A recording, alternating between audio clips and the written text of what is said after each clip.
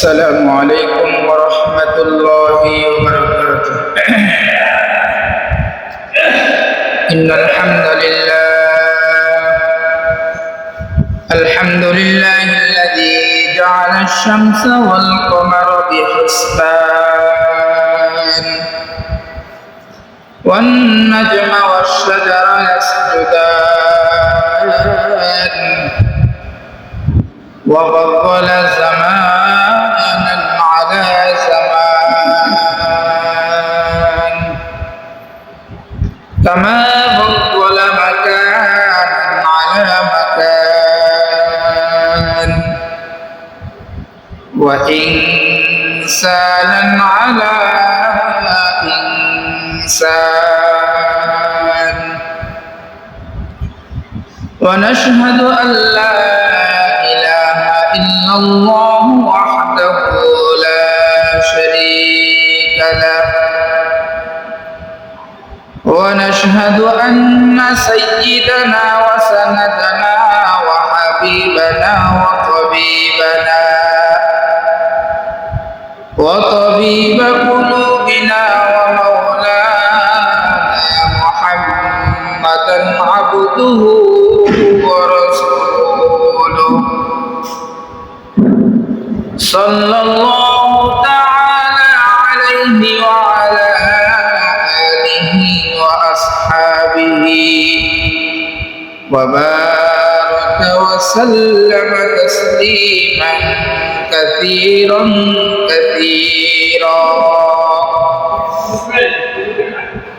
أما بعد فقد قال الله تعالى في شأن كلامه المجيد وفي فرقانه الحميد أعوذ بالله من الشيطان الرجيم بسم الله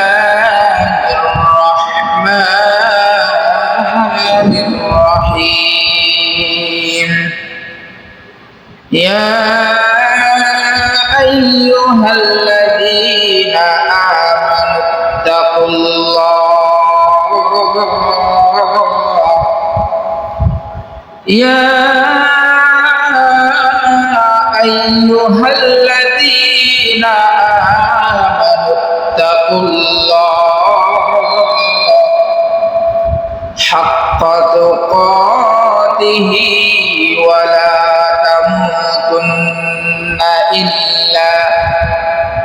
ولا تموتن إلا وأنتم مسلمون صدق الله مولانا العظيم وصدق على رسوله النبي الكريم ونحن على ذلك لمن الشاهدين والشاكرين والحمد لله رب العالمين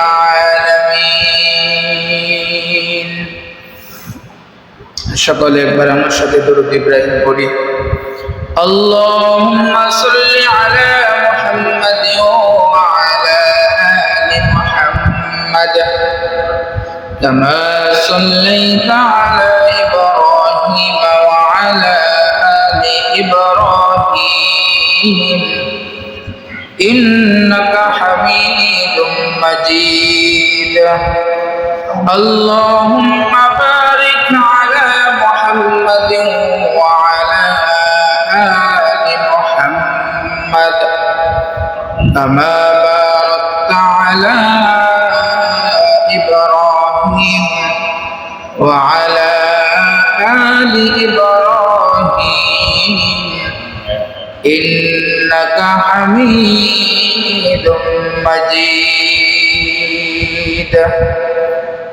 الحمد لله ثم الحمد لله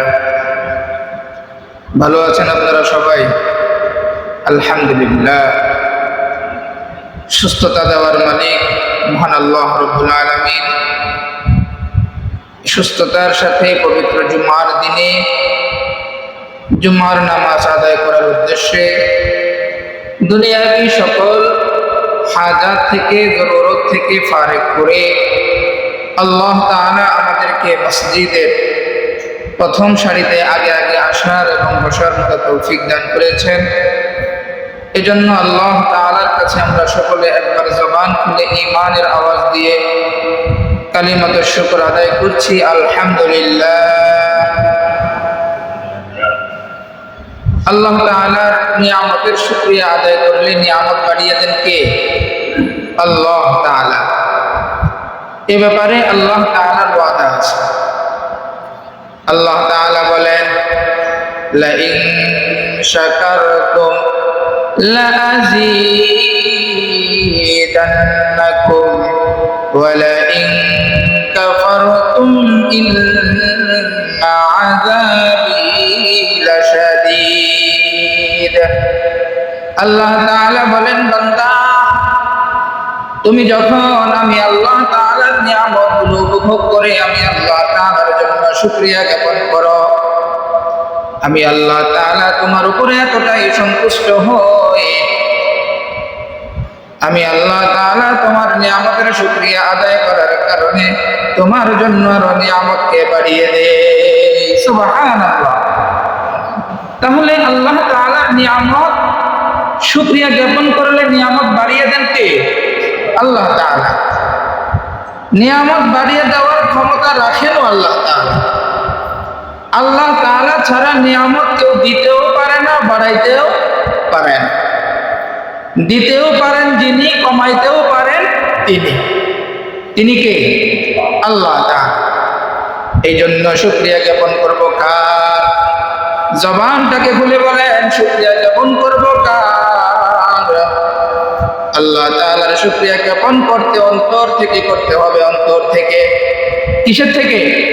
অন্তর থেকে আল্লাহ তাআলার শুকরিয়া জ্ঞাপন করতে হবে যে আল্লাহ তাআলা আমাকে এতটা সুস্থতার নিয়ামত দিয়েছেন, আল্লাহ তাআলা না চাইতে আমাকে এত সুন্দর জবান দিয়েছেন, কথা বলার মতো শক্তি দিয়েছেন, আল্লাহ তাআলার কাছে না চাইতে দেখার মতো দুইটি চক্ষু দান করেছেন, আল্লাহ তাআলার কাছে না চাইতে জবান দিয়ে কথা বলার শক্তি দান করেছেন কে?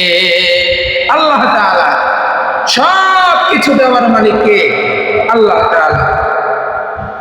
সব কিছু দেওয়ার মালিক যিনি আল্লাহ, আবার একদিন হঠাৎ যদি তিনি চান সব কিছু নিয়ে যেতেও পারে, তিনি কে? আল্লাহ তাআলা। তাহলে শুকরিয়া জ্ঞাপন করলে নিয়ামত বাড়িয়ে দিবেন কে? আল্লাহ তাআলা। আর যদি শুকরিয়া জ্ঞাপন করা না হয়, ওয়ালা ইন কাফারতুম ইন্না আযাবী লাশাদীদ।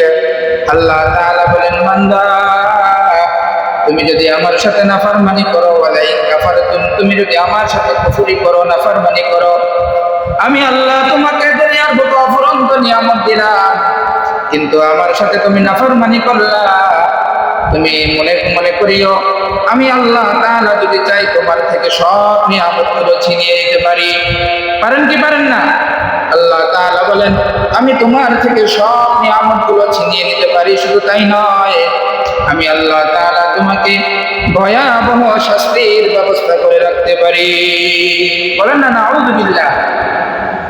এই জন্য আল্লাহ তাআলার শুকরিয়া জ্ঞাপন করতে রাজি আছি ইনশাআল্লাহ। বলেন না ইনশাআল্লাহ। আল্লাহ তাআলা আমাদেরকে যতদিন হায়াত দিয়ে দুনিয়ার বুকে পাঠিয়েছেন, শুকরিয়া জ্ঞাপন করবো কার? আল্লাহ তাআলা। রাজি আছি না ইনশাআল্লাহ? আল্লাহ পাক আমাদের সকলকে প্রত্যেকটা হালাতে আল্লাহ তাআলার শুকরিয়া জ্ঞাপন করে হায়াতকে অতিবাহিত করার তৌফিক দান করুক। সকলে বলি আমিন। সম্মানিত হাজিরিন, আমি আপনাদের সামনে মহাগ্রন্থ আল কুরআনুল কারীমের অসংখ্য আয়াতের মধ্যে থেকে খুতবার মধ্যে একটি আয়াতে কারিমা তেলাওয়াত করেছি। আল্লাহ তাআলা চাহে তো উক্ত আয়াতের আঙ্গিকে কিছু তরজমা এবং তাফসীর আপনাদের সামনে আলোকপাত করার চেষ্টা করব। আল্লাহ পাক আমাকে তৌফিক দান করুক। সকলে বলি আমিন। আল্লাহ তাআলা বলেন আয়াতের মধ্যে, বিসমিল্লাহির রহমানির রহিম, ইয়া আইয়ুহাল্লাযীনা আমানু ইয়া আইয়ুহাল্লাযীনা আমানু আল্লাহ তাআলা বলেন, ও ঈমানদার বান্দা বান্দীগণ। কি বলেছেন? ও ঈমানদার বান্দা বান্দীগণ। এই আমানুর মধ্যে আল্লাহ তাআলা ঈমানদার বলে আমাদেরকে ডাকতেছেন। বলেন না সুবহানাল্লাহ। কি বলে ডাকতেছেন? ঈমানওয়ালা বলে ডাকতেছেন। এখানে যারা বেঈমান, যারা কাফের, যারা মুশরিক, যারা ইহুদি, তারা এই আয়াত থেকে খারিজ হয়ে গেছে অটোমেটিক। যারা ঈমান রাখছে, যারা আল্লাহ তাআলার উপরে ঈমান এনেছে, আল্লাহ তাআলা এদেরকে মায়ার সাথে ডাক দিয়েছেন কে? আল্লাহ তাআলা। আল্লাহ তাআলা বলেন, ইয়া আইয়ুহাল্লাযীনা আমানু, ও ঈমানওয়ালা মুসলমান, ও ঈমানওয়ালা বান্দা, ও ঈমানওয়ালা বান্দি।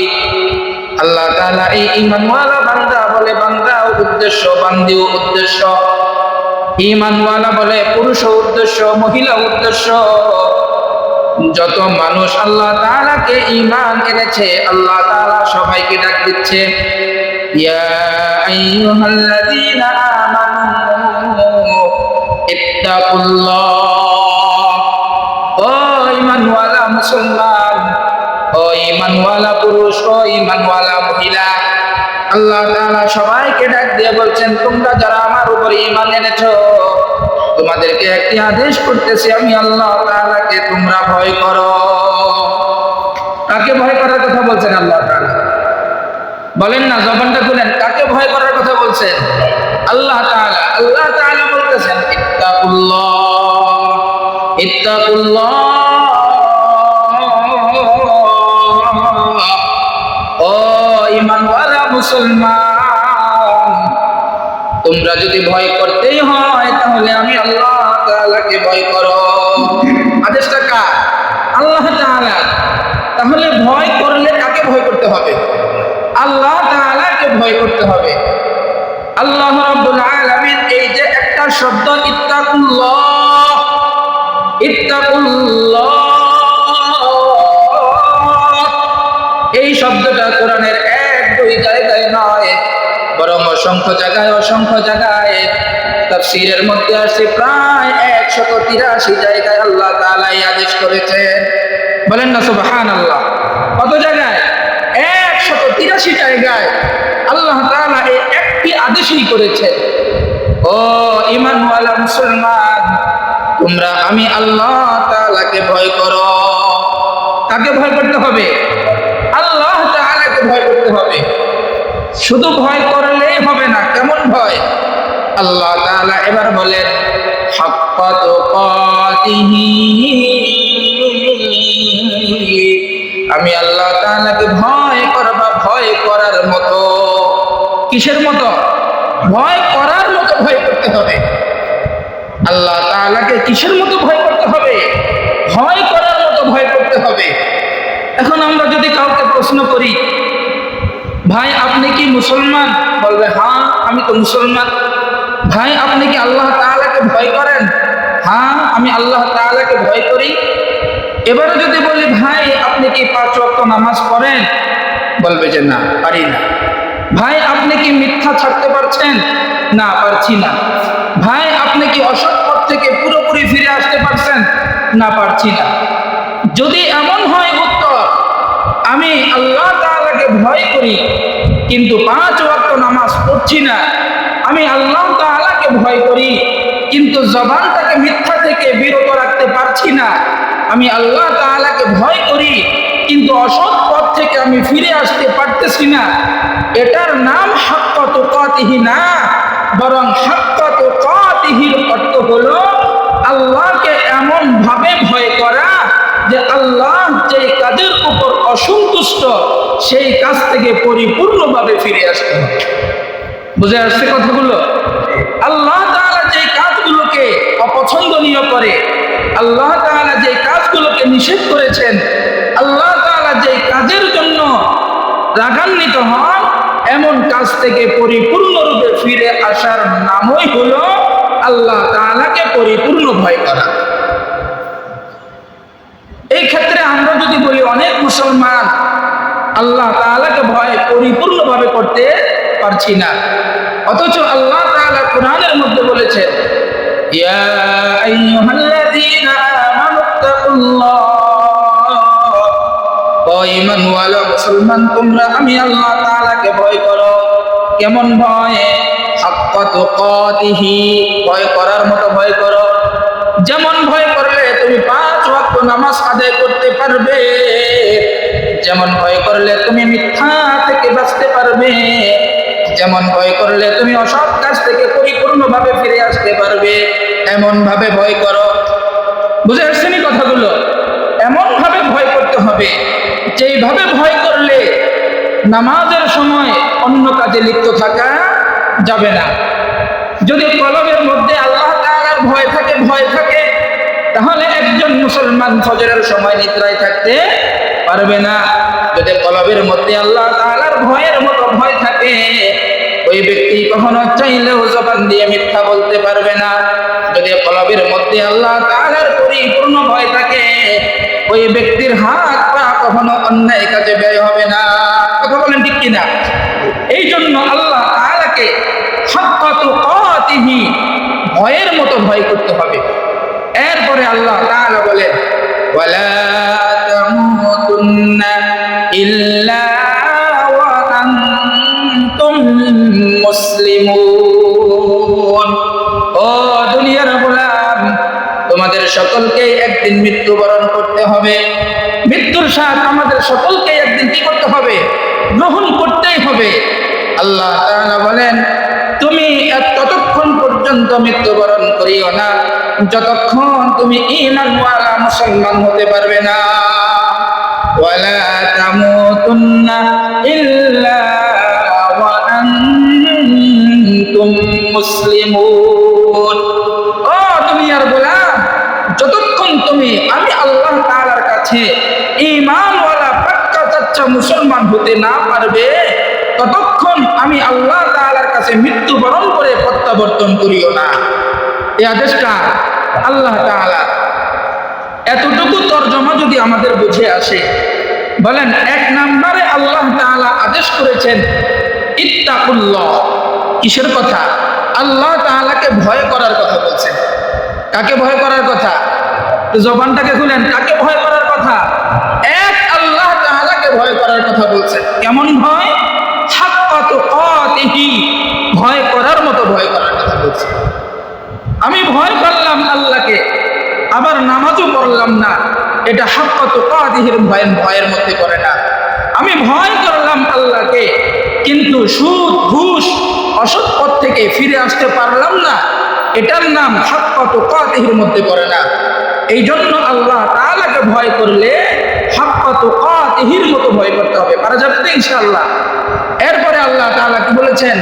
ওয়ালা তামুতুন্না, তোমরা মৃত্যুবরণ করিও না কতক্ষণ? ইল্লা ওয়া আনতুম মুসলিমুন, যতক্ষণ পর্যন্ত তুমি পাক্কা চাচ্ছা মুসলমান হতে না পারবে, পাক্কা চাচ্ছা ঈমানওয়ালা হতে না পারবে, ততক্ষণ পর্যন্ত আমি আল্লাহ তাআলার কাছে মৃত্যুর স্বাদ গ্রহণ করে প্রত্যাবর্তন করিও না। আচ্ছা বলেন তো, মৃত্যুর তারিখ, মৃত্যুর ডেট আমাদের কারো জানা আছে? আমার হায়াত কখন শেষ হবে? আপনার হায়াত কখন শেষ হবে? এই হায়াতের শেষ ডেট, একেবারে লাস্ট ডেট আমাদের কারো জানা আছে? কারো জানা নাই। সুতরাং আমাদেরকে সর্বহালতে, সর্ব অবস্থায় একেবারে পাক্কা সচ্চা ঈমানওয়ালা মুসলমান হওয়ার পরিস্থিতি আমাদের সকলকে কি নিতে হবে? বলেন না, কি নিতে হবে? আমাদের সকলকে সর্বহালতে ঈমানওয়ালা হিসাবে আল্লাহ তাআলার কাছে যেন থাকতে পারি, এই প্রস্তুতি নিতে হবে। পারা যাবে না ইনশাআল্লাহ? বলেন না, পারা যাবে না ইনশাআল্লাহ? এখন এই প্রস্তুতি নিব কিভাবে? বলেন, এই প্রস্তুতি নিব কিভাবে? আমাদের সর্বহালতে গুনাহকে ছাড়তে হবে। এক নম্বর আমল। এক নম্বর আমল কি? গুনাহকে বর্জন করতে হবে। যতক্ষণ গুনাহকে বর্জন করতে পারবো না, ততক্ষণ পাক্কা সচ্চা ঈমান হিসাবে আমরা কখনো দাবি করতে পারবো না। এই জন্য এক নম্বর আমল কি? গুনাহকে বর্জন করতে হবে। এখন আসেন গুনাহ কাকে বলে? আমরা অনেকেই শুনি শুধু গুনাহ গুনাহ গুনাহ গুনাহ।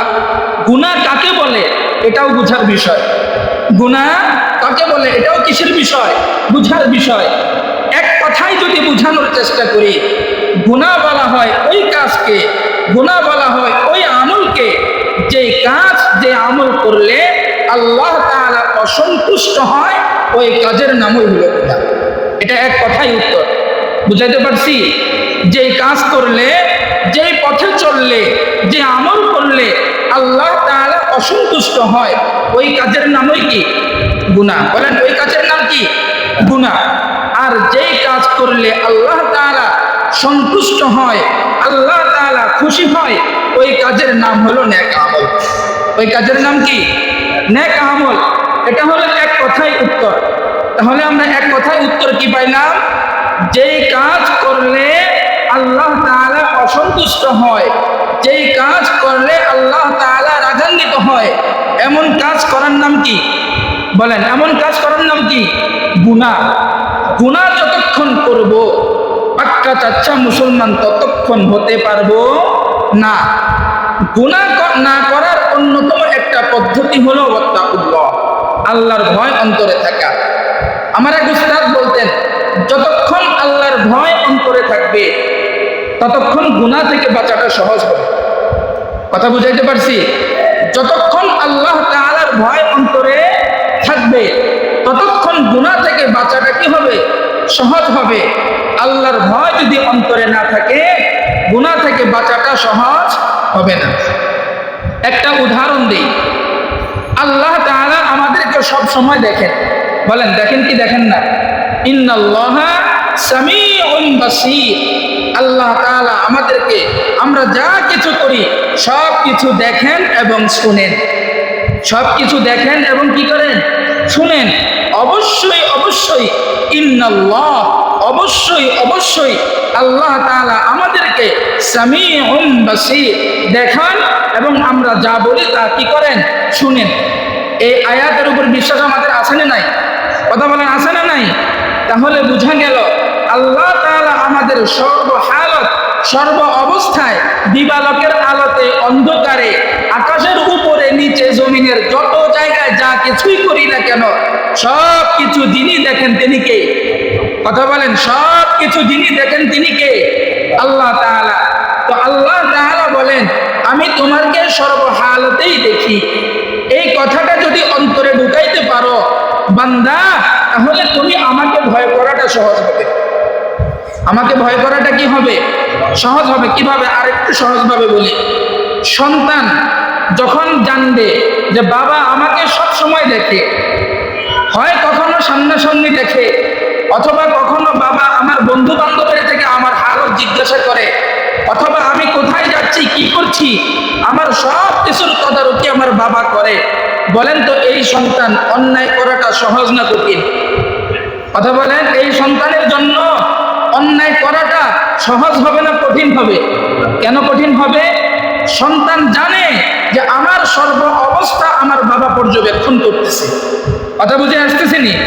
ঠিক তদরূপ বান্দার অন্তরে যদি এই কথাটা ঢুকাইতে পারে যে আমি যেখানেই যাই, যাই কিছুই করি না কেন সর্বহালতে আমার আল্লাহ আমাকে দেখতেছে, তাহলে ওই বান্দার জন্য গুনাহ থেকে বাঁচাটা কঠিন হবে না সহজ হবে? বুঝাইতে পারছি কথাটা? এই জন্য কলবের মধ্যে, অন্তরের মধ্যে এই কথাটা ঢুকাইয়া নেওয়া যে আমার আল্লাহ যিনি আমাকে সৃষ্টি করছেন, আমার কোনো অস্তিত্ব ছিল না, দুনিয়াতে আসার কোনো কল্পনাও আমার ছিল না, কিন্তু আল্লাহ তাআলা বড় মায়া করা, দয়া করে আল্লাহ তাআলা আমাকে এক ফোঁটা নাপাক বীর্য পানি থেকে আমার মায়ের রেহেমে আল্লাহ তাআলা আমাকে পাঠাইছেন। এই বীর্য নাপাক ফোঁটা পানি থেকে আস্তে আস্তে আস্তে আস্তে আল্লাহ তাআলা আমাকে 9 মাস 9.5 মাসে পূর্ণ একটা মানব দেহ উপহার দিয়ে এরপরে আল্লাহ তাআলা আমাকে মায়ের রেহেম থেকে, মায়ের গর্ভ থেকে দুনিয়ার বুকে যিনি পাঠাইছেন তিনি কে? কথা বলেন তিনি কে?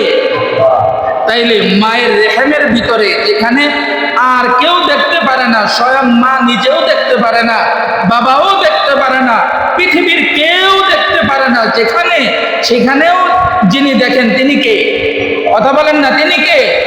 এই জন্য যেই বান্দার কলবের মধ্যে, যেই বান্দার অন্তরের মধ্যে এই কথাটা ঢুকাইতে পারবে যে আমি যেখানেই যাই, যাই করি না কেন, সর্বহালতে আমাকে যিনি দেখতেছেন তিনি কে?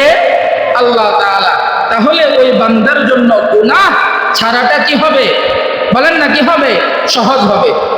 আরেকটু সহজভাবে একটা এক্সাম্পল দিয়ে, একটা ঘটনা দিয়ে, একজন পীর সাহেব, তার কিছু মুরিদ আছে, তার কিছু কি আছে?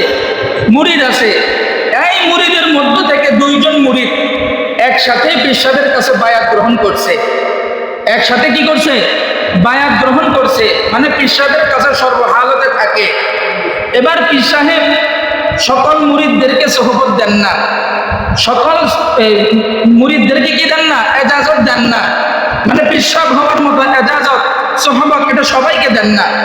তো প্রায় 10-12 বছর পরে ওই দুইজনের মধ্য থেকে একজনকে এজাজত দিয়েছেন। একজনকে কি দিয়েছেন? এজাজত দিয়েছেন, আরেকজনকে দেন নাই। এবার দুইজনের মধ্য থেকে যিনাকে এজাজত দেন নাই তিনি পীর সাহেবকে বলতেছেন, পীর সাহেব আমি আর উনি, মানে যাকে এজাজত দিয়েছেন দুজনেই তো আপনার কাছে একসাথেই আসছি, সব সময় আপনার কাছে দুজন একসাথেই থাকতাম, এক সময় আসতাম, একসাথেই থাকতাম, একসাথেই আমল করি, সব কিছুর পরেও তাকে আজকে এজাজত দিলেন, আমাকে দিলেন না, কারণটা কি? ঘটনা বুঝতেছেন নি? এবার পীর সাহেব বলতেছে মুরিদদেরকে, ওই দুইজনকে, তুমি জানতে চাও তোমাকে কেন এজাজত দেই নাই আর তাকে কেন দিছি? হ্যাঁ জানতে চাই। তো পীর সাহেব কি করছেন? দুইটা মোরগ দিয়েছেন দুইজনের হাতে। দুইজনের হাতে দুইটা কি দিছেন? মোরগ দিছেন। মোরগ দিয়ে বলতেছেন, যাও তোমাদের দুইজনকে আদেশ করলাম, তোমরা এই মোরগ দুইটাকে যার যার নিজ নিজ ভাবে এমন জায়গায় জবেহ করবা, এমন জায়গায় জবেহ করবা যেখানে কেউ যেন না দেখে, যেখানে জবাই করলে কেউ যেন কি করে, কি না করে, না দেখে। এবার যিনি এজাজত প্রাপ্ত, যিনাকে এজাজত দিছিল, তিনিও মুরগি জবাই করার জন্য চলে গেছেন, যাকে এজাজত দেয় নাই তিনিও চলে গেছেন। এবার যিনি এজাজত পায় নাই, যাকে এজাজত দেয় নাই, তিনি রাতের অন্ধকারে যেখানে কেউ দেখে না এমন এক জায়গায় গিয়ে মুরগিটাকে বিসমিল্লাহ আল্লাহু আকবার বলে কি করছেন? জবাই করছেন। জবাই করে মুরগিটাকে পীর সাহেবের কাছে নিয়ে আসছেন। আর যাকে এজাজত দিয়েছিলেন তিনি মুরগিটাকে একেবারে যেমন জীবিত দিছিল পীর সাহেব, ঠিক তদরূপ ওই জীবিত অবস্থাতে পীর সাহেবের কাছে কি করছেন? নিয়ে আসছেন, তথা জবাই করতে পারেন নাই। এবার পীর সাহেব যাকে এজাজত দিছেন তাকে বলতেছেন, কি ব্যাপার, তোমাদেরকে বলছিলাম মোরগটাকে জবাই করায় আর আনার জন্য, একজন তো জবাই করে আনছে, আমার অনুমতি, আমার আবেদন, আমার যেটা আদেশ করেছি সেটা মানছে, তুমি মানো নাই কেন? তো যাকে এজাজত দিছে তিনি বলতেছেন যে পীর সাহেব আপনি যখন আমাদেরকে বললেন এমন জায়গায় জবাই করবা যেখানে কেউ দেখে না, যেখানে কেউ দেখে না। এবার মুরিদ বলতেছেন, আমি আমার ঘরের দরজা জানালা সব কিছু বন্ধ করে, যেখানে আমার ঘরে আর কেউ নাই আমি ছাড়া, সেখানেও যখন জবাই করতে গেছি কলবের মধ্যে আসছে পৃথিবীর কেউ দেখুক আর না দেখুক, আল্লাহ তাআলা তো কি করতেছেন? দেখতেছেন। এই জন্য জঙ্গলে যাই, ঘরে যাই, অন্ধকারে যাই, যেখানেই যাই, আমার কলবের মধ্যে সব সময় একটা কথাই বাড়ি দিচ্ছে, সেই কথাটা হলো কি, পৃথিবীর কেউ দেখুক আর না দেখুক, কিন্তু আমার মাওলা তো আমাকে দেখতেছেন। এই জন্য আপনি আদেশ করছিলেন কেউ যেন না দেখে, এই জন্য আল্লাহ তো দেখা ছাড়া নাই, এই জন্য মুরগিটাও জবাই করতে পারি নাই, আস্ত মুরগি, একেবারে জীবিত মুরগি আবার আপনার কাছে ফিরে নিয়ে আসছি। তখন পীর সাহেব বলছে, ও মুরিদ, বুঝলা তোমাকে কেন এজাজত দেই নাই আর তাকে কেন এজাজত দিছি? তাকে এজাজত দেওয়ার কারণ হলো তার কলবের মধ্যে এই কথাটা ঢুকছে, পৃথিবীর যেইখানেই যাই না কেন আমাকে আমার আল্লাহ দেখতেছে, আমাকে আমার আল্লাহ কি করতেছেন? দেখতেছেন।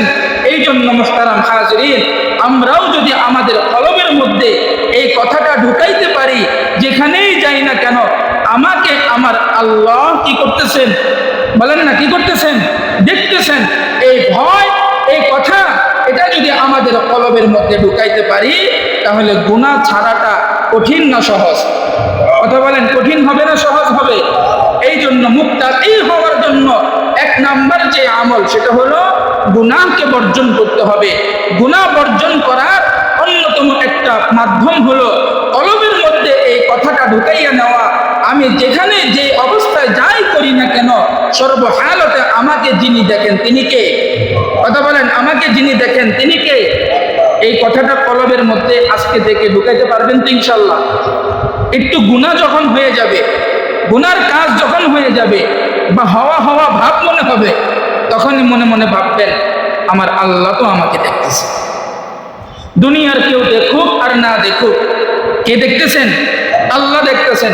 এটা যদি অন্তরে বসাইতে পারেন, দেখবেন ওই গুনাহ আপনার দ্বারা আর কি হবে না, কার্যকরী হবে না। 2 নম্বর একটা আমল গুনাহ ছাড়া, সেটা হলো আমার এক উস্তাদ বলতেন, গুনাহ ছাড়ার জন্য আরেকটা মাধ্যম হলো যখনই একটা গুনাহ হয়ে যাবে, কোনটা গুনাহ কোনটা গুনাহ না এটা আমরা সবাই বুঝি তো? কথা বলেন না, বুঝি কিনা? মিথ্যা বলা গুনাহ, চগলখুরি করা গুনাহ, অন্যায় করা গুনাহ, কারো জমিনের আইল কাটা না গুনাহ না, নেক আমল, নেক আমল না। হ্যাঁ, কি এটা? একটু জবান খুলে বলেন, এটা কি? এটা কারো জমিনের আইল কাটা, আওয়াজ নাই মানে এটা গুনাহ না? হ্যাঁ, নেক আমল, নেক আমল না গুনাহ? আমরা কাটি কিনা? কথা বলেন। আইল কাটতে কাটতে আরেকজনের আইল আমার জমি হয়ে যায় কি যায় না? কথা বলেন না, হয় কি হয় না? আপনারা আওয়াজ না করলে আমার মনে হয় মিথ্যা বলতেছে। কথা বলেন।